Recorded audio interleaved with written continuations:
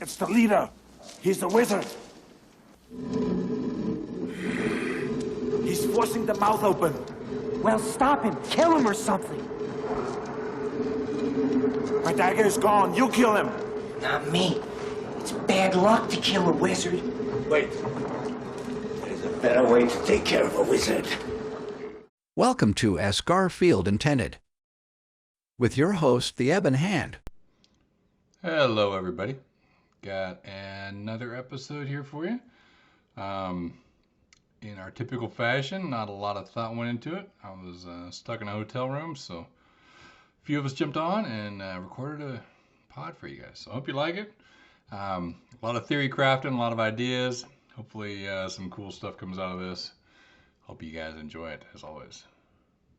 Welcome to As Garfield Intended, the old school podcast for all things old school. This episode is brought to you by Healing Salve. Healing Salve has been the perfect cream to prevent 3 damage for nearly 30 years. Clears burns, bumps, and bruises with the always low cost of just 1 white. Enter promo code Lightning Bolt at checkout for a special offer on a new pair of glasses of Ursa. Healing Salve, First Strike's best friend since 1993. Yeah, I've not played MTGO in years. What does like power sell for? Is it like cheap now, or is it $30. $30? Lotus is the most for like 15. Everything else is like 2 or 3. It's pretty affordable. It's $30 for all. The crazy of it. stuff is like stuff that's just new, or like Force of Vigor, or I mean Wasteland wasn't open on, I guess, and Force of Will. This cards everybody needs, and I guess there's just not enough out there because they work in several formats, I suppose. Jason's hopping on in 10. Okay, cool. Sounds good. How many people were in the events then? Are they like super small, or are they actually like I've been practicing in league events, which you can just show up anytime and you just play like 5 rounds. There was like a prelim Friday, but it's like 2 in the afternoon. How many did we get? Maybe 13. Okay. So it was only like 4 rounds. I think it's even fewer on like working days, like because Friday was a holiday for some people. But these vintage challenges, there was one yesterday afternoon. I think it got about 60. And then they had one like 3 a.m. this morning. I was debating all night to play it. And then ironically, I woke up at like 3:03. It's like, oh, I missed it. Roll back over.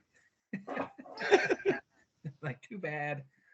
I need a day or so to recover. Those were just some bad beats yesterday. It's like every possible answer they always had in their hand. I got mental misstep like 99% of the time, every 1 drop, and it's restricted. Every time I had a 1 drop, bam, and it's like costing me the game. It's like, man, those are some bad beats. So live and learn. I used to have everything on there. I had a huge collection, and I don't know. I started playing old school, and I tried to I'd just stay all night like any old school players, like in the open, and like never get a single taker. And then finally, I just said, you know what? I'm just gonna sell this, and it actually tanked right afterwards. I sold out, got like $1,400 or something from one of those, and then a few months later, it was like worthless. But now I think it's come back some. There was a big outcry when Arena release. They figured MTGO would go the way of the that's what I bought so far. I think they probably raked it in during the pandemic because there were no paper events firing. So both platforms probably making Hasbro some buku bucks, I'm guessing. I like it, but pretty much only play old school stuff, and then like Commander games are too clunky and too slow, and I just. Back in the day, man, I had a ton of those. There was some kind of a old retro draft set. I forget what they called them. But it was like the old cards, and there was a drafting, and I drafted the hell out of that 2 times. I forget what they were called. You did like a Tempest Masters. Yeah, it was something, but it was actual like the old Arabian Nights cards and everything. It was super cool. And then when Pauper came around, I had all these like high dollar Pauper cards because they were all from that set. But that was years ago. Good old MTGO. It's pushing almost 20 now, I guess, or maybe even it is 20. I like it. I like it better than Arena if I was to play something. Yeah, I downloaded Arena on my phone. I've never even opened it once. Yeah. It's like, I just Yeah, pulled it because it was there. It was free. But they got 2 paragraphs of text, and the cards are a centimeter tall, and you gotta if you don't know it, I don't know, it's really hard to get into. I saw somebody on Reddit complaining how to draft Brothers War when the cards are like a paragraph long of text. And I think the D&D set there's like some dog's gonna pee in the living room. There's some new initiative keyword that's having causing people struggle. Basically, if you get the initiative, you dungeon crawl. So I think it's out of the D&D set. And I've seen a few people. There's some red cards that are pretty good with it. I think I got smashed with one the other day. I was like, "Ooh, yeah, he got the initiative, all right." I'm sure if you keep up with it, it's sweet. All right, well, I'm stuck in a hotel tonight, so kind of a last minute throw together. But I wanted to talk about, I don't know, we've got some cool stuff going on. While we're waiting, Eric, do you want to tell us about? You went. Hang on, let's see. How do I share screens? It's Sharon. Oh, it is? Okay, cool. Yeah. Yeah, So, it was so cool, All right. man. So yesterday, Steven and me went to a like Christmas Renaissance festival, and they were like ice witches and like elves and Vikings with like big fur and Santa Claus wizards. If I were to ever dress up anywhere, I realized that I would be a Santa Claus wizard. So they're all rocking around. Tell everybody where it was. It's the Renaissance Festival, right? Yeah, Ohio Renaissance Festival. Yeah, so they did like, this is the first year they're doing a Christmas thing. And I like went on and I was just like kind of browsing to see what they had going on. And I knew Edward Beard Jr. will do stuff, there during the summer, but he's doing it there for the winter too. And we went in there and yeah, he had a like shop that looked kind of like a Hobbit house or something with all his artwork up. So this is all Edward. This is all Edward Beard's shop. His like all his art and stuff in there. Yeah, everything is only his art, and like, because he does artwork for like the Lord of the Rings games, and then he does like some D&D stuff. And he's just like, he was kind of like that first like old school fantasy role playing like dragon artist. So he's really popular among like people that aren't just Magic. But there were some pretty insane Magic pickups. Here I got some prints right here that I picked up. I got a Psychotog, which is just like nuts. I mean, that's. And he signed them cool too, right? It says like. Yeah, it says that. So I have like a see behind me is all like a lot of Edward Beard Jr. artwork. Yeah, Steve Boloss back there, and. I couldn't ever sell it because it's all signed to me. It says to Eric, and then it says where we're at. So on this one, it says Yuletide Village 2022. All those say like, Origins 2016, wherever I was at when I met him. Then we got, this is definitely my favorite as a white player, Acacian Infantry. I'm honestly blown away to have this. There were like, yes, thousands of Nicole Bolas artworks that everyone buys, and then no one buys the weird stuff that I like Psychotog. But so yeah, we just hung out with him, and it was really funny because me and Steven are talking to him, and it was almost like he probably deals with a lot of people just getting random cards signed, not knowing who he was. And he like kind of hit us with like this test question, and he started just randomly talking about Stang, and then like me and Steven's eyes lit up. And we're telling him about like how I was playing Stang like 2 weeks ago, and like I got like third place prize in this like underground tournament.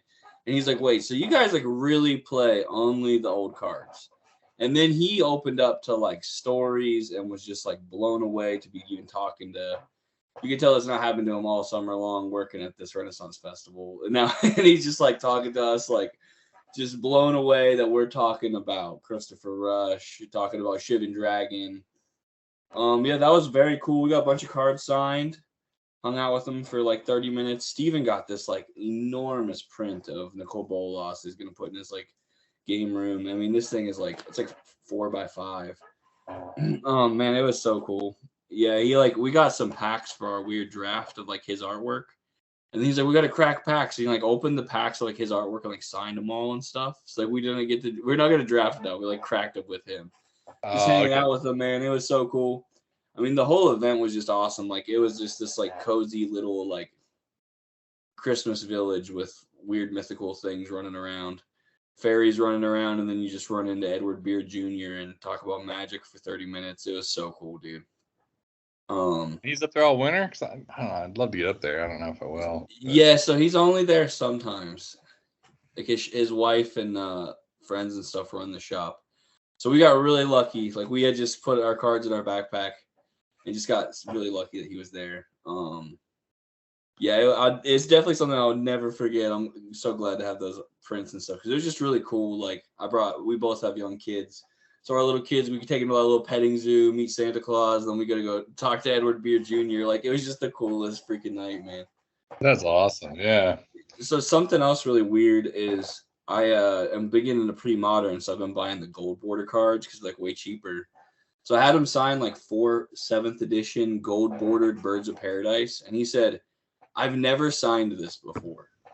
He's never signed the gold border Birds of Paradise. Should've And saved it.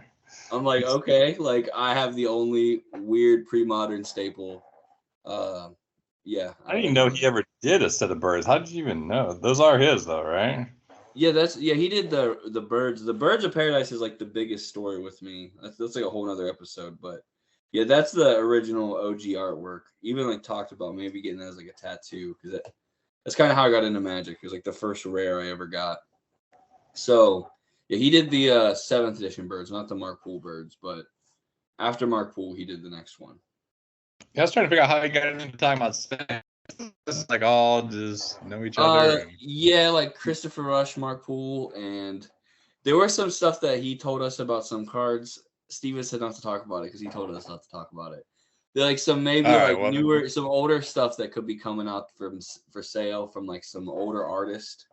Some real rare stuff. He's like, definitely message us on Facebook for all this stuff. And I'm like, man, like we aren't millionaires. Like we can't afford like Stang's artwork, you know? Like he's just sitting there thinking like, dang, these kids got Black Lotus. Do you want to buy Stang's original artwork? Like, no, we don't.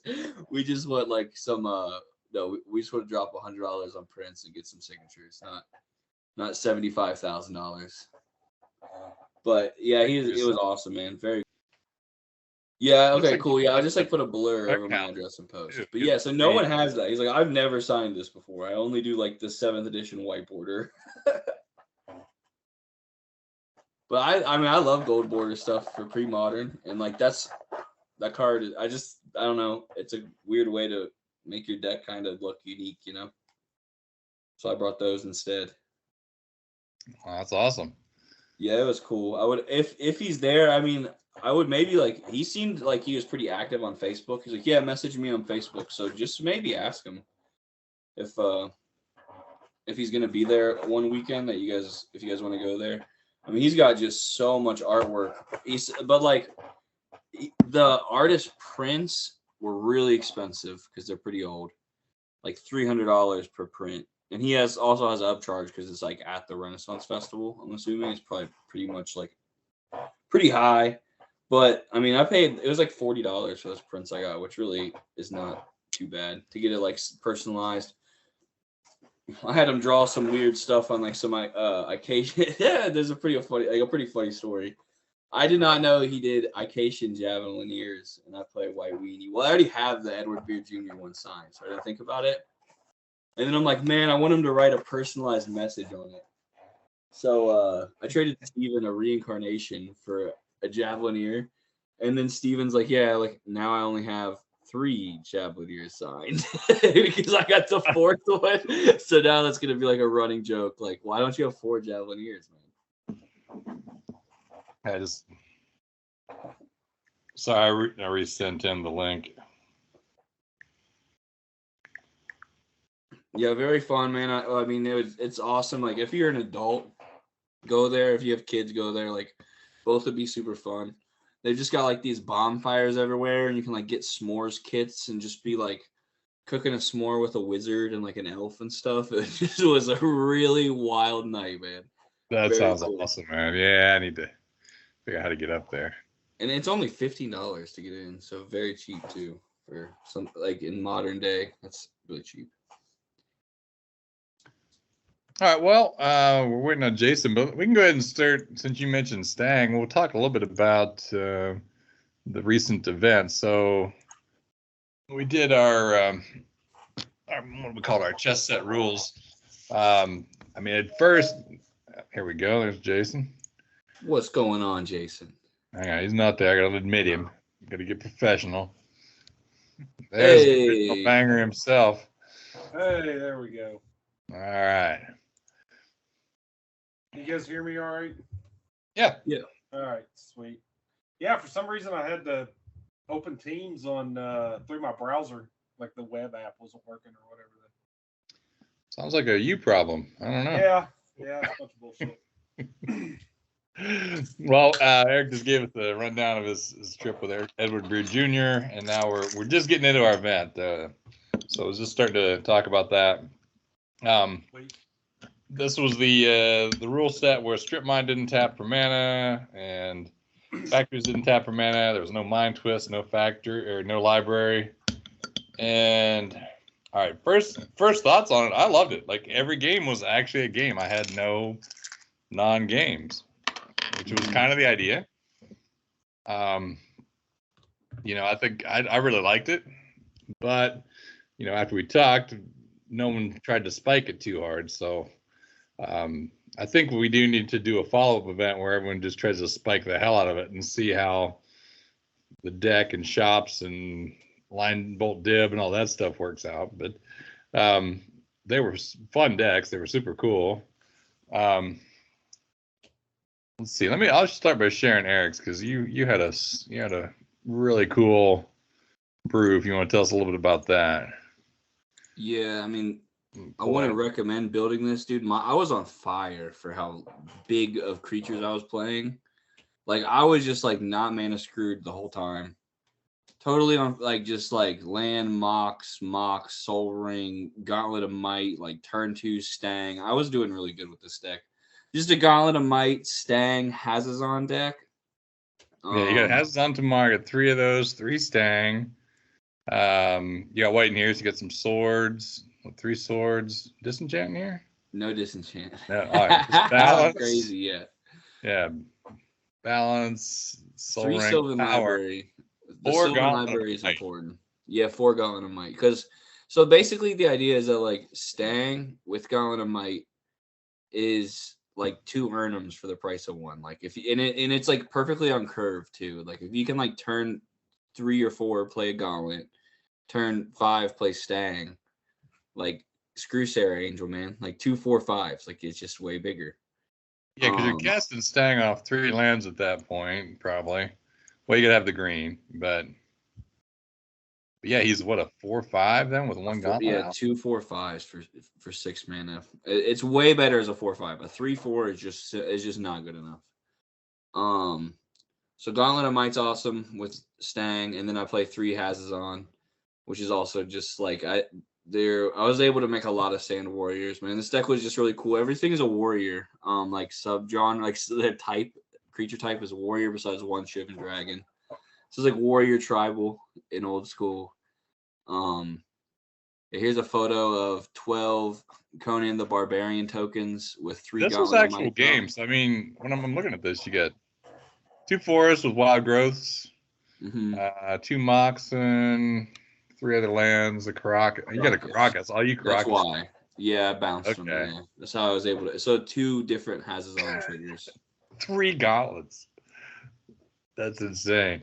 Yeah, this was against like a Patrick who got first place. So I got 1 game in against the guy that got first place with this complete jank. But I was on fire for like how bad this deck was. You can see Disenchant in the graveyard. I did play it on my sideboard. To be fair, I just 4 Disenchant sideboard. I just went all in on like the combo for game 1. I played Jason, dude. Jason stalled me out with his control deck. And I feel like I had a similar, like just a ridiculous amount of Sand Warriors, and he had like mowed out, and like they were all probably pretty big. I was about to kill him, and he freaking disenchanted my Gauntlet of Might and like lived. That was pretty cool. Yeah, those are pretty good games. Those were good games. What was your deck? I don't have a photo from you because you don't own a camera. You're like your BlackBerry doesn't take photos or whatever. So Who are you talking to? Me? you, yeah, I don't have a deck photo, do I? Yeah, no, you don't, because I'm Okay. bad at old school Magic. Well, no, you're hardcore old school. Like phones didn't take pictures back when you played. Like that's how old school's supposed to be. Yeah. But yeah, right. what did you end up playing? So I was playing just like Blue White Mill with Field of Dreams, just kind of like my standard deck that I played. But I don't know, there wasn't really a whole lot of changes in this and what I would play otherwise, except normally I play strip mines. So and it did miss the strip mines. I mean, personally, I mean, I like the format. I think it's cool. I think it's different. Personally, I feel that, and we've talked about this before, but I feel that strip mine has a very like important place in old school Magic. So No, I agree. Yeah, I think the problem I saw, nobody played it because it didn't tap for mana, and I did. I played 2 of them and used them every game. Yeah. And how often are you just dropping a strip mine and cracking it? You didn't use it for mana anyhow. Only in aggro. In aggro decks you do. Maybe. On decks that play usually it's trying to keep your opponent off while you get going. I don't know. I don't think enough people played strip mine, even though they're like, oh, it doesn't tap for mana, it's unplayable. I think it's still good. No, it's still good. It's still good in the format. It's just not being able to tap for mana really hurts because so in most cases strip mine will you'll just use it as you'll play it and you'll strip whatever you need to strip that your opponent has, but it also kind of takes up half a land slot or whatever, if you will. So when you can't use that as a land, you've got to like dedicate like a full slot to it, and it just makes it a little bit harder. If you're playing 4-drops like Jame Day Tome and Urnum, then you're definitely going to want strip mine to tap for mana. Yeah. If you're playing an aggro deck, it doesn't matter. Like if I'm playing a deck that's just playing like Argothian Pixies, Elvish Archers, and Spitting Slugs, I can just be fine with just using strip mine the turn I play it to destroy the island. Yeah, sure. If you're playing like Jame Day Tome or something, you're gonna definitely want that mana, and then you're just saving it for a factory when the game gets to turn like 12. Like then it's like it's a land that then turns into a way to keep you alive, really in the late game.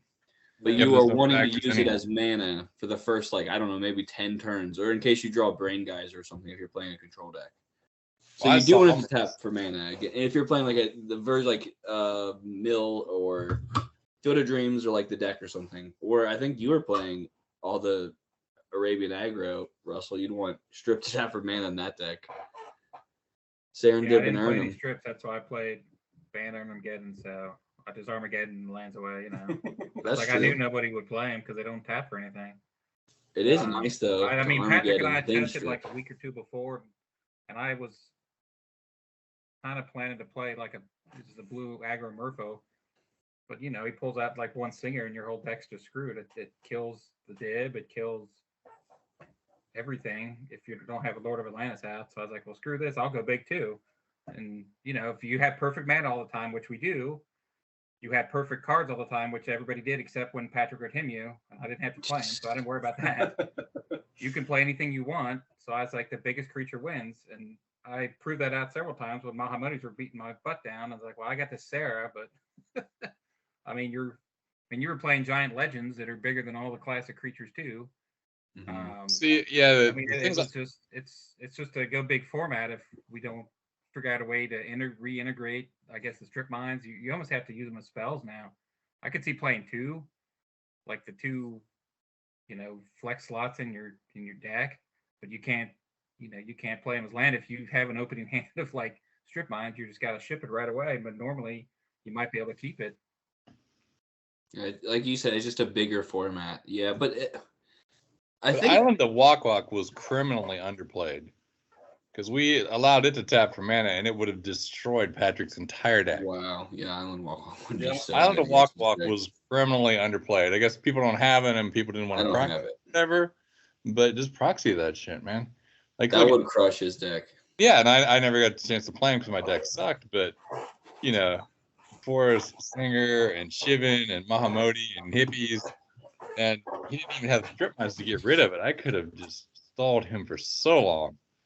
So I don't know. I feel like there should have been more, like you said, like 2 flex spots should have probably been strip mines more often. And I think Island of Walk Walk was very underplayed, being able to tap for mana, because that card was a rock star for me. It worked great every time I had it. Almost like, is this too good? But no one else really played it, and looking at the top deck, it might have done some good to take him down.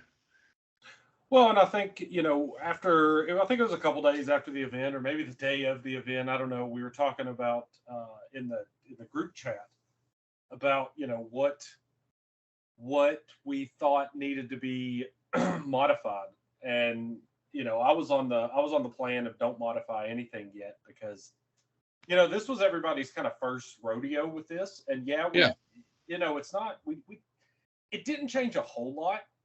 When you look at it on paper, you're like, oh, well, it didn't change a whole lot, but it really did. It really changed the way you build some of these decks. So I think as we get used to the format and as we keep playing it, things like that will become apparent that maybe wasn't so apparent before. So like, the Walk Walk's busted now.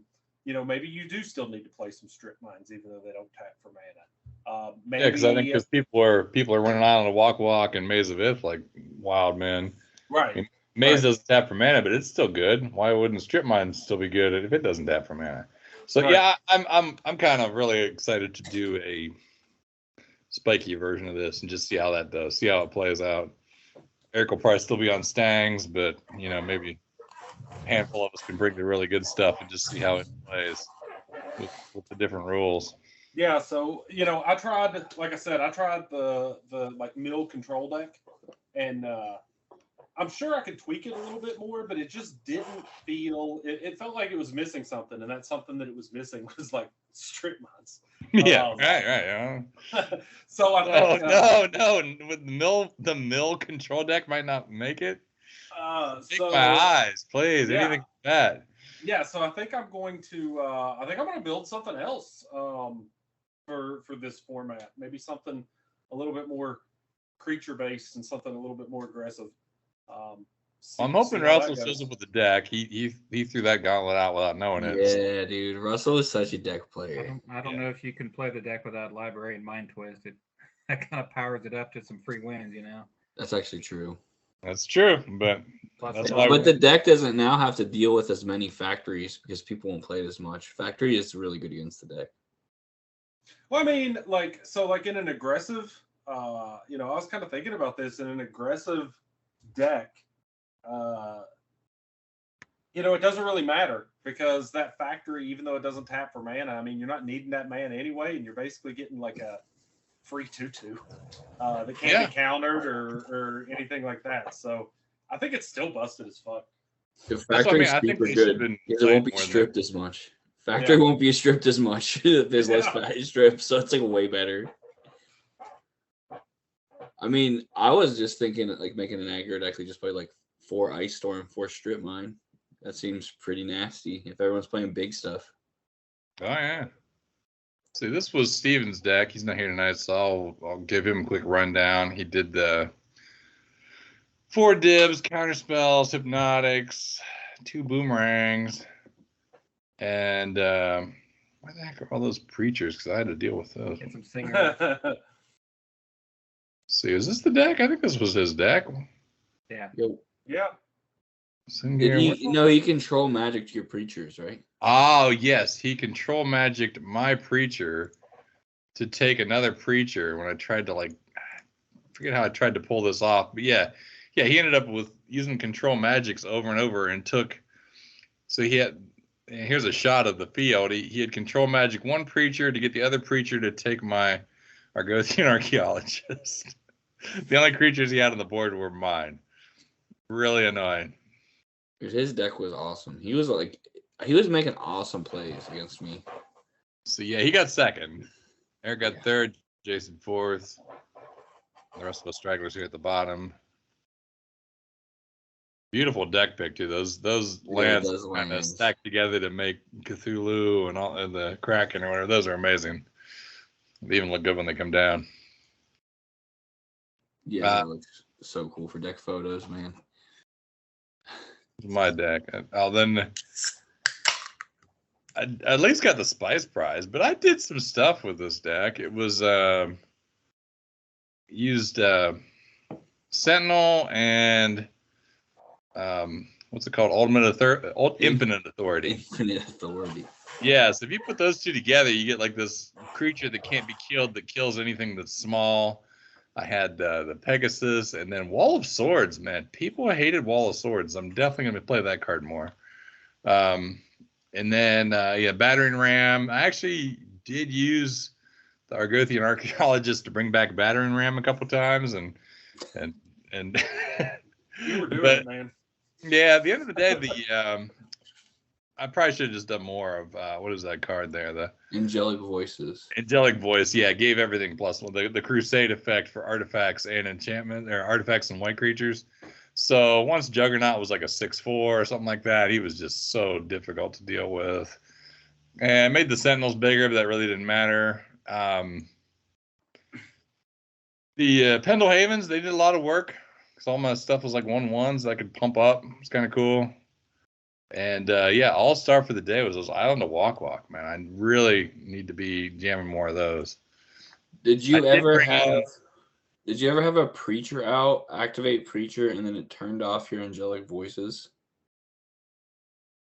Because you could like gain control of like a green creature, and now Angelic Voices doesn't work. So I don't like that because it's just like it could happen. It's probably fine.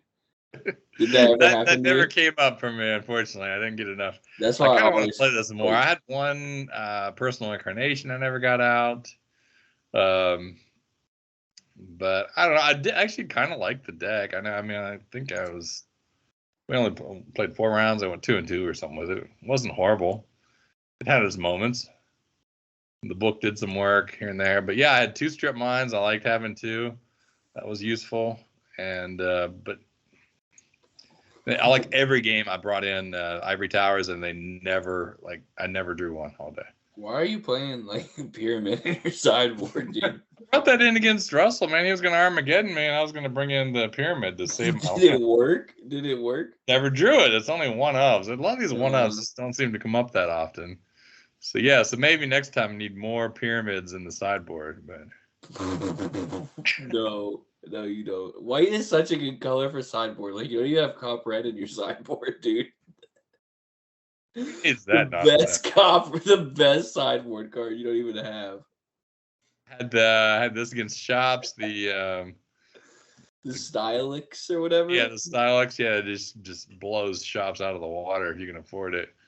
This deck should play one Order of Leaper main board because this deck is super slow. Dude, Order's so good as like a slow card and like a control deck. That's why I always do good with mono white control because I'll play like 2 of those main. And then you just have like this freaking 6/6 first strike. Could probably cut a Battering Ram and add a Order of Leaper main board. I suppose if you're into winning, but every time someone looked there and said, "Is that a Battering Ram?" I heard that like 3 times, so that was kind of worth it. Yeah, that's really interesting. How was Mesa Pegasus? That card wrecks, dude. The card's so good. It's did some stuff a few times, more blocking than attacking. But the one thing that did screw me up is I'd look at these strip mines in an opening hand and forget that they don't tap for mana. That was a hard mindset to remember. I think I kept a bad hand once because I had like a strip and a land or whatever. I'm like, yeah, those are good. I'll keep it. And I'm like, oh crap, that doesn't tap for mana. That was kind of bad. So it had its moments, but it was a fun deck.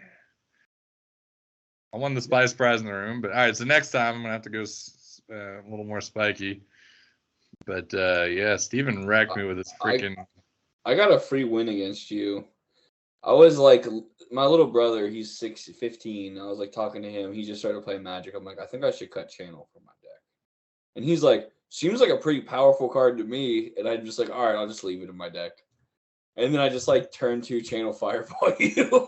Like, so I was glad I kept channel. My little brother with his playing Magic for 3 weeks advice had got me to get a free win. I tend to bring that out in people. Yeah, I didn't get to see your full deck's potential when it was like, I think we were done in like 5 minutes. Yeah, I was like turn 3 or 4. You just channel Fireball, man. It was like over. I was all excited for my big defense I was gonna have, and nope. I didn't play against Russell. Did you play against Russell? I played. I didn't play you. I played everybody else. Everybody else. Yeah, okay. the Mill deck kind of shut me down because I wasn't playing any counters. So once he had a critical hand size, like anything I play is his toast. And I think Brian and I, we actually split. We won 1-1 and tied 1. I side blasted. So I was at 2, he was at 4. So what? I was about to lose. I was like, well, let's screw this game. So we had a draw. Dude, that's sweet. For the tie, for the draw. That's a huge benefit to that card. Wow. I mean, if it just did 4 for 3, it would be better, but that's actually pretty sweet. I did not know that. Your deck, I was so glad that I didn't get to play you because, like, all my, like, Hazazon has a 4 defense. Stang has a 4 defense. It would have been really rough to play against Psyblast in that deck. Because I'm, like, ready to fight against Lightning Bolts. That's, like, my deck is so sick against Lightning Bolt. But then I look over, like, round 1, and you're sitting next to me. No, Russell's playing, like, 4 Psyblasts. Sweet, okay. That's been my history with Hazazon. I'll do all this stuff. I'll finally get him out, and he's just like, all right, kill him. Like, Dude, he's my guy. I just sold a bunch of cards to Jason, and like any wise investor did, I just bought 3 Hazazon. As you should. The finance community, they're all talking it. Very wise decisions in life. I realized that I have an addiction, like a real drug addict. Like I just started thinking about this deck, and I'm driving. I'm like, dude, this deck is expensive. Like, I want to play a drop of honey in here. I don't have that. I want to play 3 Hazazon. I don't have that. And I just started thinking about shit I could sell. And then I'm like, I messaged Jason. I'm like, hey, man, can you, like, front me that money going through my collection so that I can just buy this right now? Because I have this deck that I have to build. You had 1 drop in there. Did you get to use it at all? Did it do any action? It was so bad. It was such a bad card. I would cut that right now. I'd cut him and I'd cut Jack Levert. That card was not good. Yeah, it's bad. Well, the issue is when I make like 15 Sand Warriors, they don't need to have a bigger defense. They just need to attack. What if they have a desert and no, or they can kill one of them or something? No. Jack Levert is the man. He's a warrior, so he would go technically in the warrior tribal deck. But if I were to just rebuild Levert keeps Hazazon alive. Man, don't ever cut. Is it 2/6? He would go out. I definitely would cut him. Psyblast does shit when you got. I would just cut. Back him up. If I wanted to win, I would cut Levert and just play 1 more Fireball. How big is Stang with Levert on? More like I'm playing 31 mana sources, so Fireball's way better than just like, oh, I have 15 mana, I draw Jack Levert. Like, that was stupid. I should have just drawn Fireball or Triskelion. All right. Cut channel, or I would keep channel. I'd cut Jack Levert and I'd cut Drop of Honey and I'd add a Trike and I would add a Fireball for that deck. Well, Russell, he's our official guest tonight. So he wanted his card. He brought a card he wanted to talk about. He wants to talk Rook Egg, and I've got a couple Rook Egg decks that I've played. It's a common card I run into, and a lot of those have Drop of Honey. So maybe it's a good time to pivot to our next topic here. Everyone's favorite egg. You want to talk about this a little bit, Russell? You said it. You love it. I'd say I've been fascinated with this card since maybe the first month of playing Magic. Inquest was coming out with it was the issue with the Herloon Minotaur life counter. They had a Rook Egg deck in there, and it's a horrible deck. I spent like the first maybe a year of Magic, just trying to play that deck. And back then, all we did was play multiplayer. So when you cast Jocko Hops in a group of like 6 people, no one counters it. You kind of wreck the board. So it was kind of fun. It's not as potent one-on-one because Jocko Hops is a heck of a card to cast. Yeah, I've been trying to play with this in old school for years, and I don't know. Diamond Valley's a little pricey, but that's why I was complaining about sitting the bottle today. I just want to play Ruck Egg. Well, I that's had good. an idea with sitting the bottle and Ruck Egg. I just was going to play my own cities and just reanimate them. But that's also a pretty weak combo too. Well, I mean, it's good because it blows up the egg, but you get the token, right? And token does not. Well, yeah, and then you reanimate it, and you animate dead the card, and it'll blow up again. And I even picked up some of the Skull of Worms just to really play around with it. But I mean, until you kill it, it's a 4-drop that does nothing. Meanwhile, you're facing off Stangs and Urnums and real 4-drops. So I keep thinking it might be good in the Alpha Alliances format, maybe because you get Jocko Hops. But yeah, it's just such a. I'm playing it. I don't know. Yeah, but it's just everybody has their pet cards, Well, I'm playing it right now in Alpha Alliances, so I definitely have those with hops, and it's pretty cool. I played it with Enduring Renewal, and what's the sack a creature for 2 mana? Tinderwall? No, it's an artifact. The altar. It's like the Ashnod's altar. Ashnod's Altar, that's it. So yeah, I had Ashnod's Altar in there and Enduring Renewal, so you can just constantly make 4/4s over and over. It's kind of cool. And I started adding Jackal Hops to that, which is kind of sweet.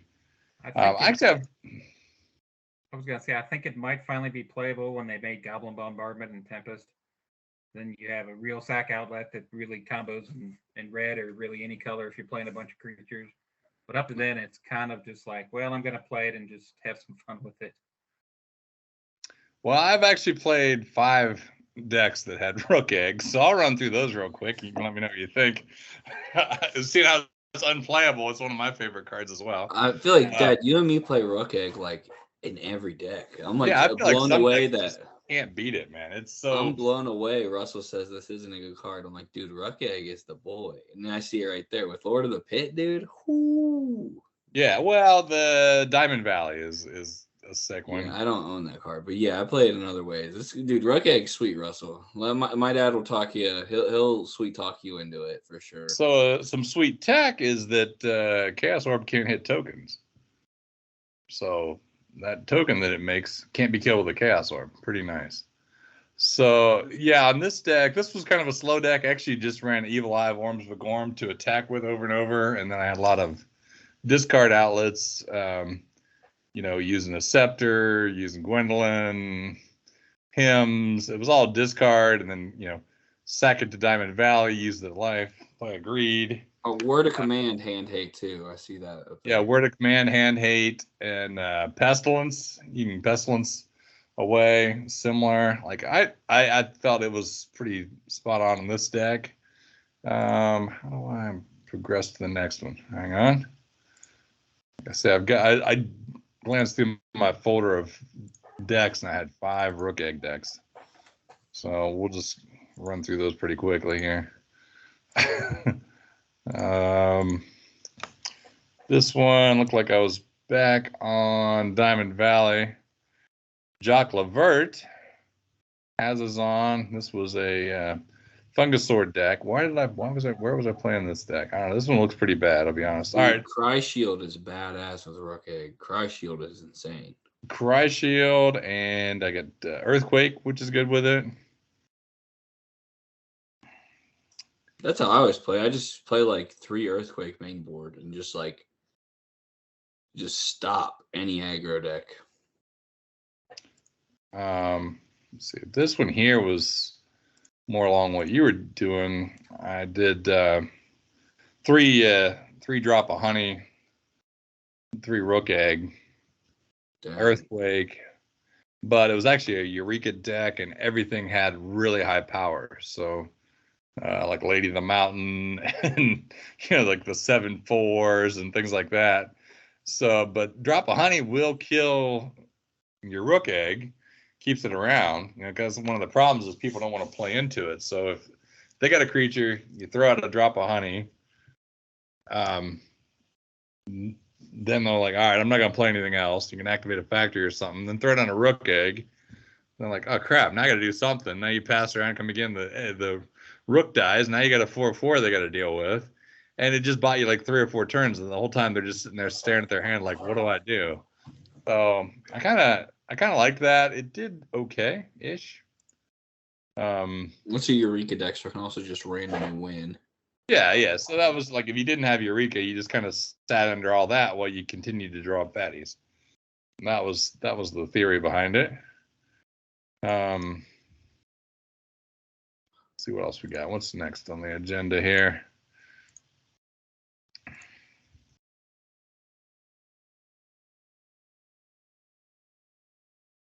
I don't know why I can't just flip through them. Beauties of being in a hotel. All right, what's this deck all about? So this was Oakenshield. Just kept bringing stuff back. And I feel like Rook Egg's a good one to just continue to bring back. And it's really fun to kill a Rook Egg with a Falling Star. Yeah, Falling Star is the card. Falling Star. I mean, I know Chain Lightning's good. You can chain your egg and then chain them, but Falling Star, man, you want to feel bad. You just blow up like 3 of their things. Your Rook Egg, you have a 4/4. They got nothing. Oh, that's a good day. I've never had good luck with Oakenshield. He just keeps bringing a creature back each turn. And that's why I had 3 Avoid Fates. You have 2 Oakenshield? Yeah, that's a random ass card that doesn't do anything. Well, if you continue to kill card, isn't it like $500 or something? I don't know. I got a play set it. Are they all now? I think I have a play set of this. I've never seen a deck play 2 Oakenshield in it. It's such a random card. Let's see here. Our last one. Let's see what this deck's all about. Maybe we need to talk more about Oakenshield because he's got some potential. So yeah, also good fodder for Fallen Angel. Yeah, this is the shell I play it with. Angel. It can attack too, so it's like a 0 attack. So if you're in like Meek Stones or something, it can get through, or people won't see it coming. But that was a Falling Star, Fallen Angel brew. I don't know what else is going on here. This is a complicated deck. It's sweet with Immolation, dude. Rook Egg on Immolation is pretty cool because like Immolation can make the token, like a 6/2, which is insane. Yeah. It can also like make the Rook Egg be able to attack or die easier if they're like playing Llanowar Elves and then just like blocking and doing nothing. I guess the joke, and this is from like All Things Considered, they spent like 2 hours talking about red cards and they just came to the conclusion that like kind of like there is no best way to make a red deck. Like Org is a badass card. Stone Rain's a badass card. Rook Egg's a badass card. There's always like really good red cards and they all kind of do the same thing. And that's like, if I go to a bar and play, I'll play like a 200 card mono red deck and I like beat people with it because they're all kind of just like good cards. And Rook Egg is definitely just one of those cards that you can build around it or you can just play it. And I mean, if you're just playing a deck like Earn'em and Burn'em, like can Earn'em and Burn'em beat Rook Egg? Probably not, unless they just like cheap you out with like a quick little like Llanowar Elf Giant Growth, kill your Rook Egg token. Like that can happen. But other than that, like you really put on the pressure against them with that card. It's a simple card that you can build around or you can just straight up play it in. You could have played it in your Armageddon deck as just a thing, and it would have been. Now I want to play Rook Egg aggro, where you just like Giant Growth, Bloodlust, Berserker, Rook Egg. Yeah, you're talking. Then when it dies from the Berserk, you just get a little 4/4. Bloodlust is a card and like why you can just attack with a Rook Egg and your opponent might like actually block it. Like, dude, I don't know. This dude might be like he already Bloodlusted me once before. Like. this red deck's putting on the pressure. Yeah, the fact that it's on a wall is pretty sweet. All right, I was wrong. Immolation- Chaos Orb. Sorry. What card am I thinking of that can't hit tokens? I thought Chaos Orb couldn't hit tokens. It can. Well, no, you're City looking of the at Bottle doesn't hit tokens. That's why I wanted to use it to crack my own eggs and just reanimate them, and they're just instant cracks. I don't have Diamond Valleys. I had one Nope. ages ago, but they're kind of pricey now. So I just I got some cities. Chaos Orb can't hit tokens because tokens aren't cards. Oh, that's what it is. Okay. Thank you. I was trying to figure out. Yeah, because it says any cards in play that it touches are destroyed. Yeah, That's it's a just- creature, but it's not a card. A token's not a card. Okay. Yeah, it's Yeah, you don't even need that's a thing that's so weird about tokens and +1 counters and stuff. Like when I'd get into like competitive legacy and like a card would get like +1/+1. I would remember it myself, but I wouldn't put the dice there because I could like get an advantage by like tricking my opponent, like maybe he'll forget that this has a +1 counter on it. Like I'm not required to put a rook egg token out. I can just say I'll attack you with this invisible rook egg that's there. well. So it's not actually a card. You are required to represent it with something. It Really? doesn't have. Yeah, it doesn't have to be a card. It could be like a bottle cap or. Oh, well, I've never done a that. Whatever. I've always not done that. Yeah. And I've never been called out for it. I didn't know that. What about Yeah. +1 counters? I'm pretty sure your +1 counters have to be represented by something as well. That's because probably assholes like me. I just wouldn't do it. Just to be like, all right, I make a 2/2 token, and then like 5 turns later, he'd be like, wait. I'm like, yeah, like it's there. You haven't killed it. Yeah. Okay. That's one thing I like about. That's one thing that I find funny about old school. And I should make a deck that's just based around this because, like in New Magic, you only have +1/+1 counters and Yeah. -1/-1 counters, and they made it so that like a +1/+1 and a -1/-1 just cancel each other out. You can't have both. You'll cancel each other out. But in old school, you've got like +1/+2, +0/+1, -0/1. Somebody, I should just make a deck that's just like all these random ass things that's impossible to keep track of. I have dice for that. It's like it'll be like it's like a dice. It's like 1/2, and like you flip it over, it's like 1/3, and that's for like Termagant. Ah, It's for okay. then like 2/3. There's like weird combinations that you could have on Termagant. yeah. Cool. So the Did you Termagant. listen to the last podcast? There was some cool Alpha Alliances interactions. So Unstable Mutation puts the -1 counters. And then if you play, was it Primal Order? Puts +1/+1 counters on it? Or No, not Primal. or no, what's the discard a green card? Get Oh yeah. Bounty of the Hunt, wasn't it? Bounty of the Hunt. Bounty the Hunt. Yeah, if you Bounty the Hunt, it takes away the -1/-1 counters because they counteract each other and resets. Basically, a reset for Unstable Mutation. Why Which is would that pretty ever cool, come up? correct? Though? It's super random, but it could happen. I'm not thinking that happened. What are you talking about? That's awesome. That sounds really good. You use Green blue deck? I guess I don't, but it would just be like +0/+0, like back to normal. It's weird. Well, you still get the +3/+3. So you got that on your rook egg. yeah. You got a 3/7 rook egg. You're beaten down. It's down to a 0/4 or a 0/3 again. You're like, oh, whatever. You attack with that. You just like take those away. He's back. Eggs beating on you. What about the I think Stone Rook Giant? Egg's a bad. I think Rook Egg's a bad example because you would want that Rook Egg to die. If you've got anything else out, you might as well just put This is the true. +1/+1 All right, maybe counters. not rook egg. Rook Egg's like the perfect like good card in a competitive setting, right? Like you go to the Bard and you don't want to play the deck, but you want to play a good deck. Like it's like a good card, but it's not like Abyss good. Rook Egg holds a special place in my heart. I mean, I remember when I was a kid, we're playing with our revised cards, and my friend went on vacation, and I guess he went to like some card shop while he was in Myrtle Beach or something, and came back with all these weird ass cards. That's cool. And he brought back a bunch of Rook Eggs, and I'm just like, you kill the Rook Egg or whatever, and what a fucking dragon comes out of it? This is bullshit. So, Rook Egg. It used to be, now the card says if it goes to the graveyard, you make a 4/4. So you would have it in your opening hand, and you wouldn't play anything, and then you'd have over 7 cards, and you discard it and have turn 1 a 4/4. And that's if you, yeah, that was like the original like first card that they had to like errata, like they in all the magazines and stuff. To like this card is worded wrong. Maybe Makes sense. Relic Barrier. Is it the one that like makes the combo with Basalt Monolith? Maybe that was no. Arabian Nights was before that. Yeah, so that's like the first errata card. Yeah, that would have been cool. Could bring that back.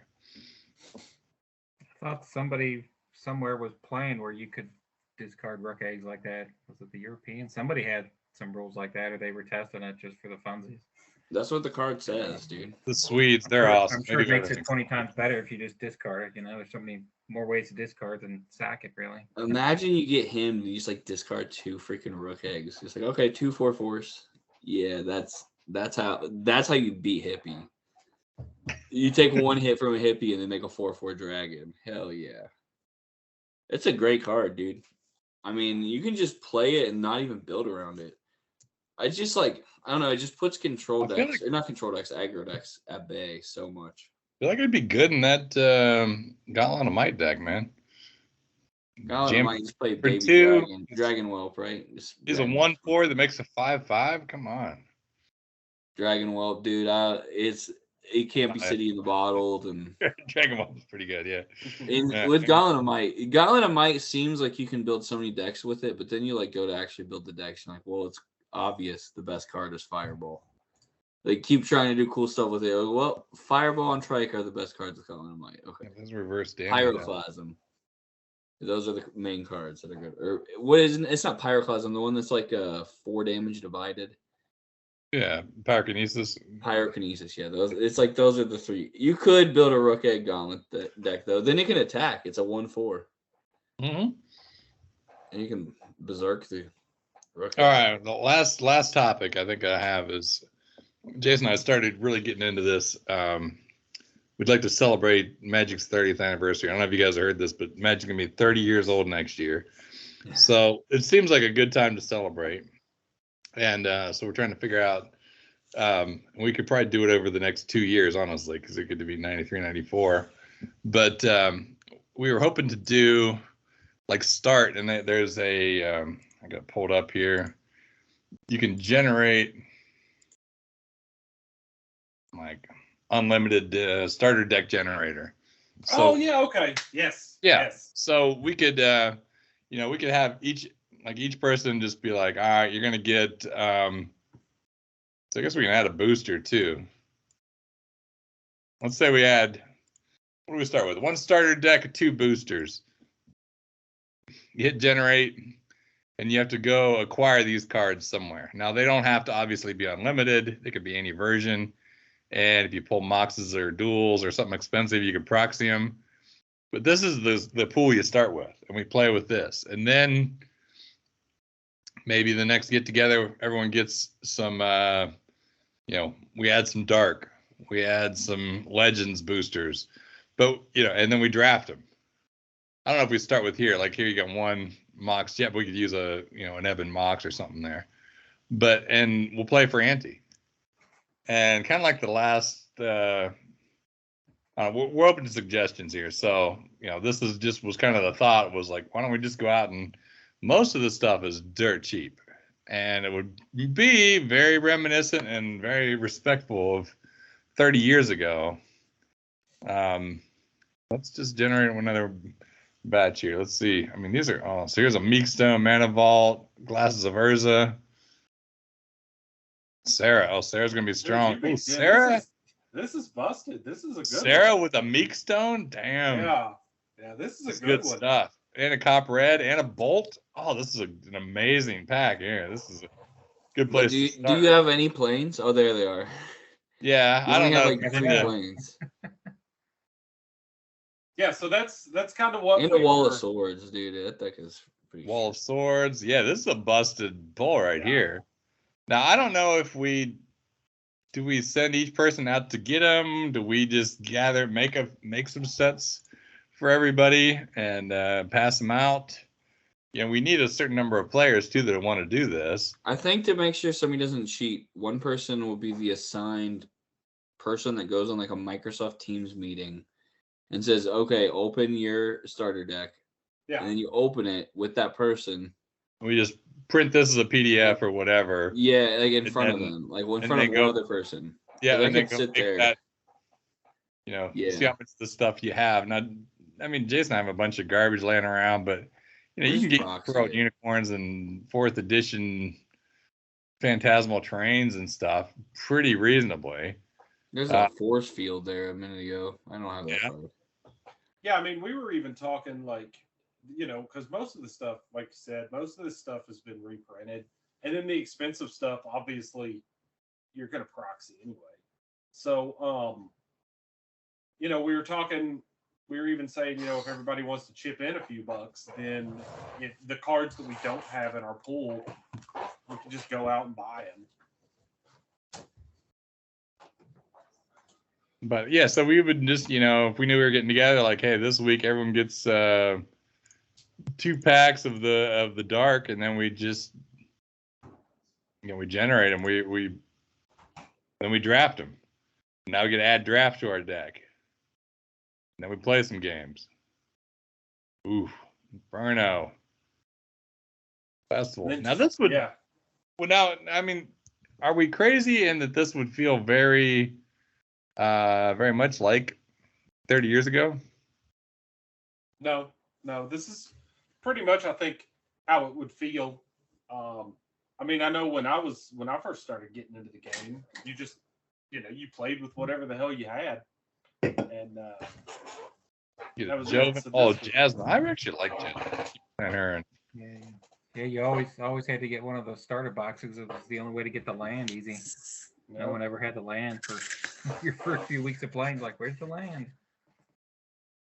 yeah, I mean, like, here's a Legends pack. You can put this together for a couple $. Jasmine's good. Now here's a Nether Void. That'd be tough.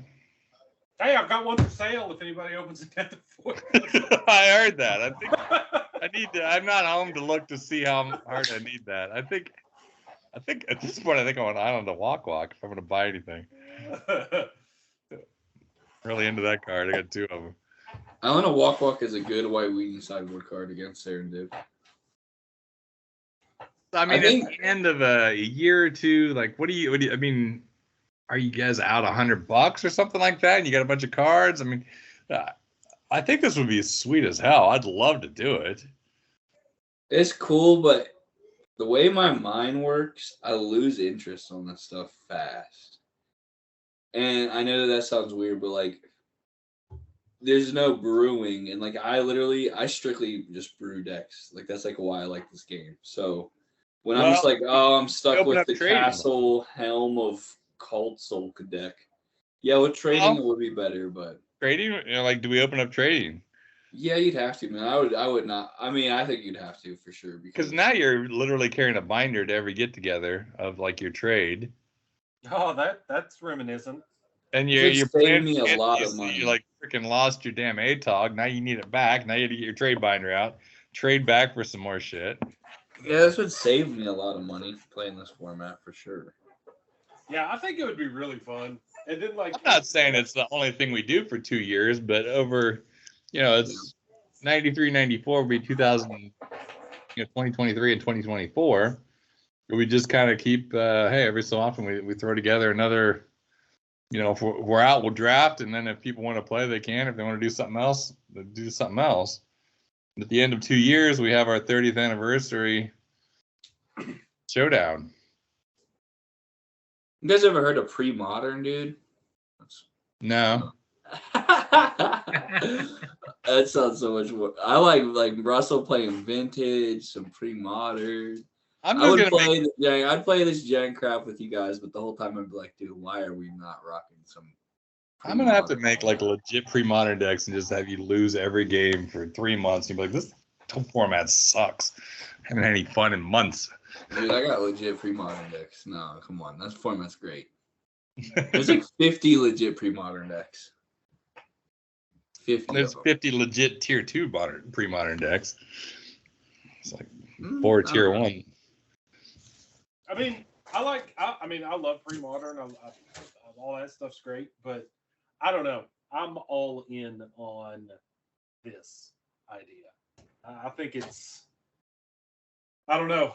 I think it would. Well, we could do stuff. We could do Ice Age boosters. I mean, that's something we, we've never thrown those in. You could definitely throw in some What if ice age instead boosters. of boosters, check this out. Instead of boosters, so you have like your main deck, right? But then the new set comes out and you have a pre-release of Ice Age. And you only get like 3 packs of Ice Age. You have to play a tournament with Ice Age. But now after that tournament, you can add the Ice Age cards to your old school deck, to your actual deck. So you have like pre-releases, and you get the promo card, and like, I don't know. What the Alliance pre-release, you get three packs of. I mean, you get to play just alliances that day, and then like for the next 2 meetups we play regular, but then like every couple meetups is like a new pre-release, where you have to play 3 packs or 4. Well, I don't know. What do you get in a pre-release? 6 packs, something like that. I don't know. It's 6 packs nowadays, but back in like Ice Age, you had starter decks. Oh, starter decks. Okay, so yeah, well, you didn't. There was no starters for alliances or whatever. No, not in alliances. I'd be down to go to play an alliances pre-modern. Did you see this freaking Thought Lash combo with Field of Dreams, Jason? No. So that was in the last podcast. One of the Alpha Alliances decks was Field of Dreams, so you could see the top card, and then you just paid 0, and you could remove as many cards until you get to whatever you want. And he ran that in a Power Monolith deck to get the perfect combo piece every time. Right before you draw, you see it, and then you just remove, and just prevent all this future damage till you get to exactly the card you need for the combo. Got second place last year. It was pretty sweet. Some of the greatest art ever. That's so sick. That is really busted. Cool. Yeah, Thought Lash Field of Dreams is busted. Yeah, and the cumulative upkeep, remove the top 2 cards of your library, whatever.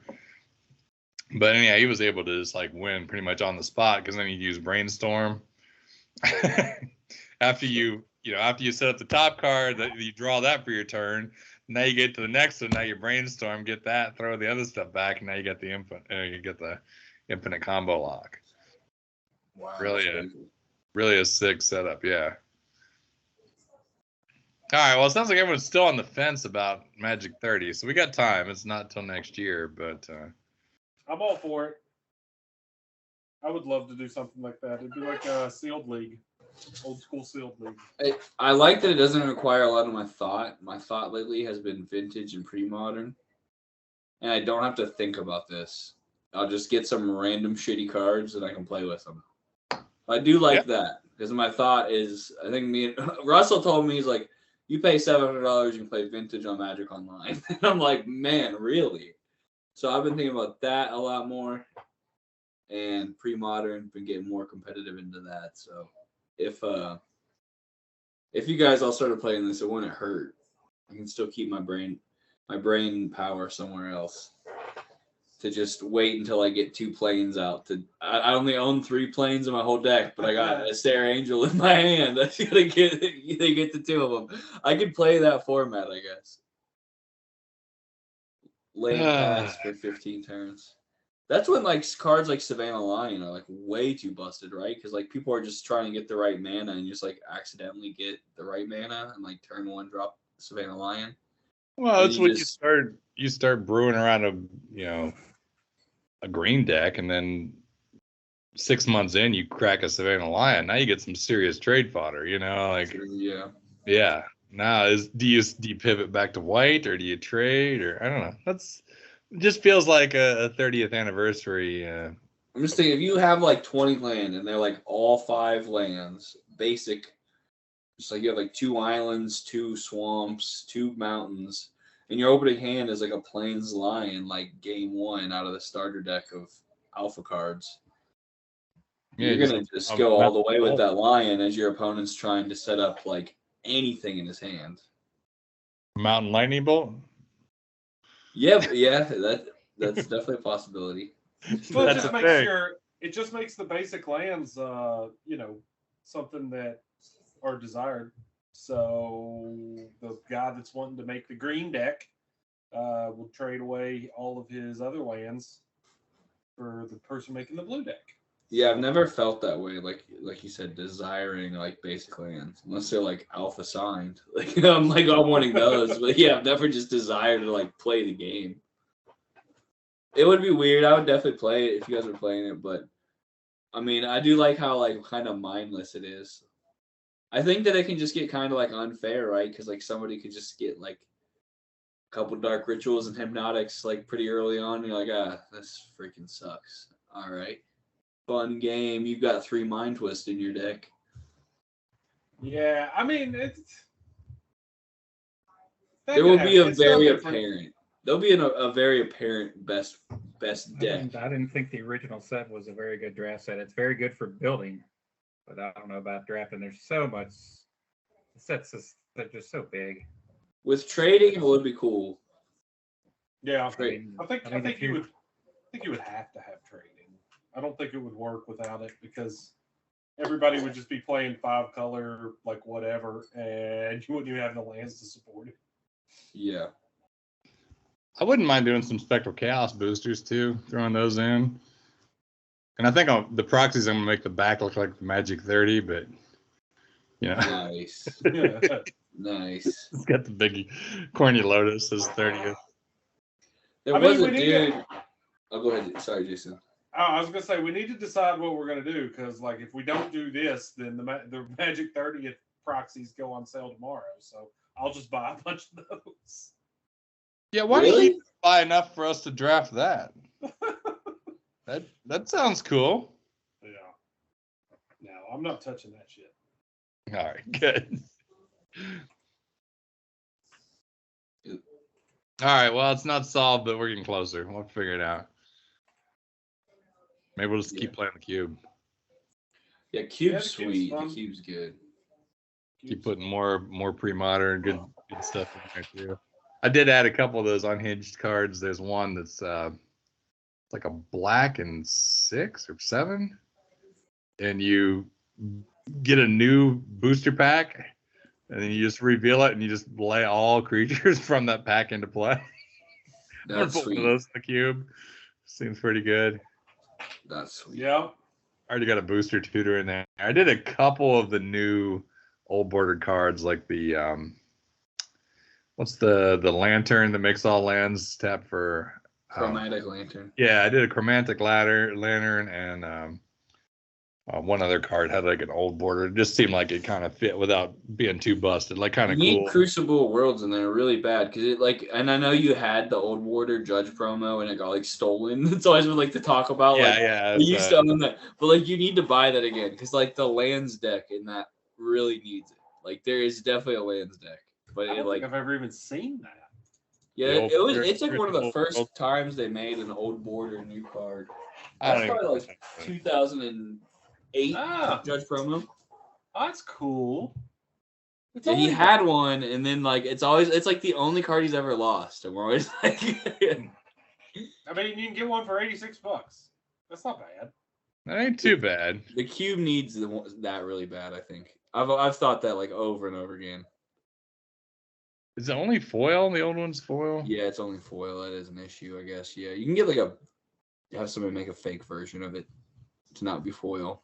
But if you're playing like an old school cube, and you're trying to or like pre-modern / mostly old school cube, there is a deck multiple decks that really need that. That's a good idea. Yeah. I've been throwing a few like unhinged, a couple booster tutors in there.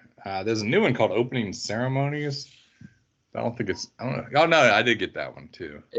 I've always thought the card Beast Within is like a really fair card that like needs to be in other formats. Is that in an old border yet? I can see that. This one's not old border, but so it's 2 red and Wow. 4. You add a mana of every color and 1 colorless, and then you That's open a new badass. booster pack. I love the idea of a wizard just start blasting fireworks and just starts partying, dude, and just like let's see what the hell goes on. Well, the Chicago guys are doing a Christmas Chaos where they're allowed to play these. So they do it. You play old school, and then you can add booster packs, and then they added Opening Ceremony and Booster tutor. they always had Booster Tutor. I forget the other one, the one I just Oh, okay. didn't want to mention, but That's sweet. I can find it. Anyhow, yeah, Cube ultimately really fun. So a lot of Magic to be played, not enough time. Yeah. Speaking of a lot of Magic to be played, Eric, you said you're getting in more into pre-modern. Is there anybody playing pre-modern around here? So I just finished tomorrow. Like the tracking says that my big deck that I've been getting into is showing up tomorrow, but I'm gonna be playing on Skype rather than in tournaments. Yeah, maybe there is. I don't ever leave my house, so I'd rather play on Skype. I hate playing over Skype. Yeah, I don't mind it. If there isn't any in Kentucky or Ohio, I would go to play. But yeah, tomorrow my deck is finally finished, dude. I got the fully like gold border Tinker deck that I wanted to play Tinker, and I was like, dude, you got to be joking me. Like City of Traders is like just ridiculous amount. I'm like, oh shit, it's gold border for $12. That's the best feeling ever. Totally. Gold border is like my new thing, dude. I even bought gold border basic islands because I'm like, what else do I do with this deck? Everything else is gold border. Yeah, I wish you would have told me you needed like City of Traders and stuff like that, because I think I've got like 8 of them. Oh, really? Yeah, I think I've got them just sitting here in this box. I basically bought 4 of every gold border card. I definitely should have asked you. I don't know why that didn't even cross my mind, honestly. Yeah, I take everything. Anytime I get a collection or anything, if there's anything reserve list, I just throw it in the box, even if. I guess I kind of thought it was like a weird thing, like an oddity thing that you probably wouldn't have. Well, all right, I'll be building. I've played pre-modern for 2 weeks and I've built 6 decks, so I'm sure there'll be more decks coming. I'm definitely coming to you now. Yeah, I think I've got like 12 gold bordered like Grim Monoliths and Grim Monoliths banned, all sadly. that shit I got in there. So anything you need like that, let me know. Okay, so Grim Monoliths banned, sadly. Yeah, Brass is in pre-modern, right? Yeah, dude. Yeah, the gold board, and it's in alpha through alliances. The real crappy City of Brass. Here's this card. While I'm thinking of this, Summon the Pack from Unstable. So it's a black and 7. Open a Seal Magic Booster. The cards put all creature cards into the battlefield under your control. They're zombies and their additional type. So there's already a zombie theme in the cube. So I figured like a 46 cents is worth playing. But, did you already order it? Yeah. You have a bunch of those too? I've got them all in. It's 46 cents, dude. I know, but it could have been free and it would have got it out of my room. Oh, sorry. Well, I am looking for some of these, like I don't know, I guess I'd rather have Chronicles City of Brass, but I do need a couple cities for pre-modern decks. If you got some of those that are cheaper than Chronicles ones. I think I might have a few. I refuse to buy new editions of cards I already have. I'll just play my Arabians. Yeah, I got a set Arabian, but yeah, I mean, I'm not gonna move around every time I build up. I don't want them back again. I'm over that. Well, I play a lot of anti, which I keep losing. I lose a lot of anti, I guess is what I should say, and that'll cost you. I'm not looking at that Crucible Worlds though. All right, well, this is exciting podcast content, so I think we should probably call it. Appreciate you guys jumping on short notice. I don't know if we'll play again in December just because of all the Christmas and holiday crap or whatever, but I'm thinking January we need a competitive round of the new rule set. I'm down. I'll make some kind of aggro something. Yeah, Lion Bolt Dib or Atog, something like that. That's pretty strong. Yeah, something cool. I don't like mid-range decks, so it's either control or it's like aggro. I hate mid-range. I'll probably build shops because I've had it forever and just never actually played real shops, so it sounds kind of fun.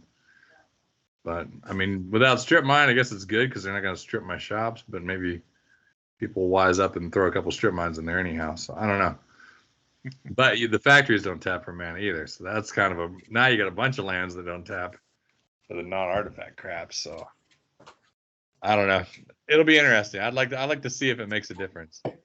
We need like at least 4 real competitive decks, and then just 4 regular like tier 2 decks, and we'll see if the tier 2 end up winning over the Yeah. winners. We ought to have some kind of Christmas something. If we could find a time when everybody like has an afternoon or something around the holidays, we should do something for like I don't know. I'd It's like hard. to. Yeah, like, It really is. It's really hard, but yeah. I'm thinking I got like weird dates like December 10th for Christmas. Like that's like 15 days in advance. Like it is hard. I got to put together the company Christmas party yet. It's gonna be a big. Is it Deal or No Deal? Or no, forget that. Yeah, we're gonna have a game show for work. I got too much crap going on, man. It would be fun, like elves though, for Christmas. That'd be cool. That's a cool. Tribal night. What's Elvis this? Tap, Is Colorado. what would be the best card to resemble? Well, there's like Goblin Sled. Oh yeah. What about like Santa? What would be Santa? Gwendolyn? Not Gwendolyn. Yedwin. Naked or Earth Elemental or something. What's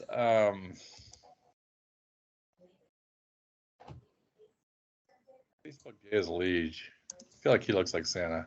Oh yeah, GAE or yeah, Gaia, right? GAEAS.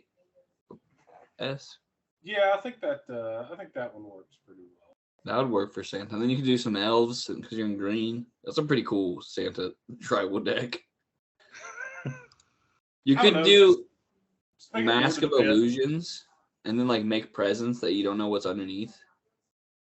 Yeah, there's Santa. That's the most Santa thing I can think of. Well, you can do that Mask of Illusions like Morse cards, and then like your creatures can be presents. It's like you have to open. Is there any reindeer? Reindeer. Jeez, there's They're on no. planes, aren't they? Doesn't planes have reindeer on? No, there's nothing on the planes. And no. Ice Age has a mountain goat. You can. kill the goat. Yeah, Yeah, they did Yeah. that in Thor. Why not Magic, right? you have to allow Ice Age in the Christmas event, right? It's like I bet there's a bunch of stuff in Ice Age we're not Snowman thinking. Yeah, I'm sure Ice Age has. Maybe this is the next podcast. Yeah, Christmas- they the do best- most Christmas. Yeah. Christmas cards. Yeah, there's got to be tons of Christmas stuff in here. Yeah, I swear I thought there was some kind of card in Ice Age that had like a bunch of like reindeer looking shit on it. Yeah, I have to do some research. Now might not be the time. I mean, Yeah, now, I Encyclopedia. mean, what do you mean? Like dead air on a podcast while we're all clicking through? Yeah, dude, this is the perfect People time. continue to watch our freaking Perfect. YouTube videos for some reason. I mean, there's Mrs. Claus, the Folk of the Pine. That's Yeah, obviously that's how Mrs. people were Claus. dressed at that place me and Steven went. It was super Michael cool. Hobbs. Yeah. That's clearly There's Santa's. literally Oh, a we need goblin to talk snowman. about that. I mean, We need to that's talk literal- about that. We What did is while we it? were waiting Oh, for you. okay. Oh, okay. We did. It was awesome. It was very really- cool. I really wanted. I didn't know that there was going to be like Zippos with his art and shit on it. I would have had you guys pick me one of those up. He has a website with all that stuff for sale. It's actually Oh, does cheaper on he? his website, but I was looking for like prints, which aren't on his website. Prints are the rare thing, right? I think that's Santa Mountain Titan, dude. Mountain Titan for sure. Where? Oh, this dude here. Yeah, man. That's You think- Jack Santa. That is Rip Santa. Yeah. All right, I'll give him that. Santa.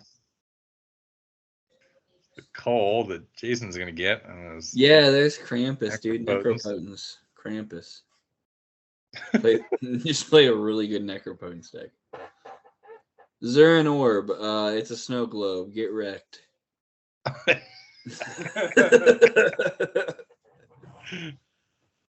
How's Mountain Titan back again? He keeps showing up on his list. All right, well, I'm gonna have to think on this one. We got 17 pages of Ice Age cards. This is a lot. Oh, the Ski Patrol. Goblin Ski Patrol, dude. That's perfect Christmas card. Polar bears. Yeah. Just for the Goblin snowman. You want that one? Coca-Cola bears. Chub Toad, because you're cold. It's Christmas. No one got the joke.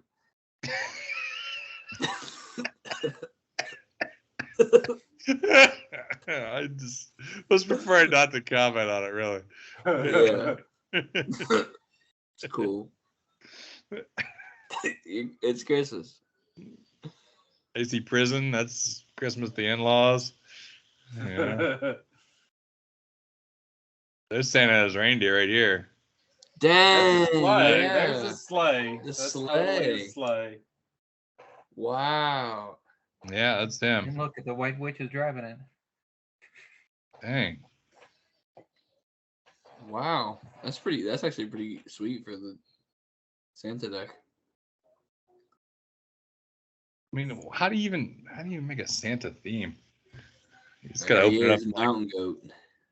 There's the mountain goat. You almost gotta be like Alpha to Scourge or something to really pull in the options. No, you just got to get really creative. I don't know. That Soldevi Simulacrum looks like Santa Claus to me. You can like We want to talk real quick juxtapose. about our draft we did, but that was I did, just so you guys know, I did buy 200 more random booster packs while that guy still had his Etsy option up, so I dropped $100 on that. Wow. So I've got 200 random booster packs. That was pretty fun. I really liked it. I'm like, that's Dude, everybody was smiling like ear to ear during that. That's one of those things that, like, the next time we do it, we should record it and record everybody's stories and stuff so we can post it up on YouTube. Yeah, everyone thought they were going to be like all racist or something. Yeah. Nothing was racist. It was fine. No. There were some weird cards though, man. The packs we were opening, like we didn't know where they're gonna have to go to make a story. Oh, Caribou Range. That's definitely That's a Santa. it. That's it. That's what I was thinking of. That's it. Yeah, I knew that there was some card with a bunch of damn reindeer on Dang, you can just tap the land to make a 0/1. That card is sweet. Two white. Tap. Yeah. Yeah, dude. Sack of caribou, gain a life. That's sweet for like it's like a really bad breeding pit for like Lord of the Pit. Yeah, Lord of the Pit's real hot in this. It's won a lot of events lately. That's true. Yeah, dude. Lord of the Pit is the meta, dude. It's definitely a deck you can make just like coal, because I'm seeing a lot of sick red cards. Like Incinerate. Yeah, a lot of coal going on. Yeah, it's just hot as hell here, dude. A lot of bad guys around where I'm at. Ball lightning you to the face. Get some coal. All right, that's the end. We made it to all 17 pages. I found. Oh, but no, Zurin Enchanter looking at the snow globes. Goblin Snowman. That's not all the Ice Age cards. Yeah, where He's is the looking at snow goblins? globes. That is the weirdest art, man. How about Snowman? Was that Ice Age? Yeah. It is, yeah. How did I miss that? I didn't even see it. Card's busted. Yeah, because he doesn't take damage when he's blocking because he's behind the snowman. Get it? Yeah, that's amazing, dude. I love how the snowman is sad. Yeah, I've never seen a sad snowman. That is true. Goblins are happy. Two of them are. They're playing with snowballs. All right, guys. Well, I appreciate it. I think I'm going to hop off here. Call it a night. Later, everyone. We'll work on this when I get home someday. All right. Yeah, edit it to remove my address from that picture. Yeah. Well, it'll be in the Teams meeting if you want to edit it. You have to throw your intro in there then. Okay, sweet. I've got a sponsor from Healing Salve. I didn't hear much about our sponsors from the last video, so I guess that was just assumed that we'd eventually get sponsors as big as we are. So. Yeah. I mean, all right, guys. We'll see you around. If anyone wants to put together a Christmas event, you're welcome to. I just don't know that I can make it, so I'm not going to say no. But yeah, December looks pretty booked. But early January, it'll still be snowy out, so we can do Even something. if we don't have a Christmas event, we should all just go find some place and drink some beer one evening. And I might come to your house and play drink some some beer and play Magic. empty with you one night. I can do that pretty easy, just like swing Yeah. over.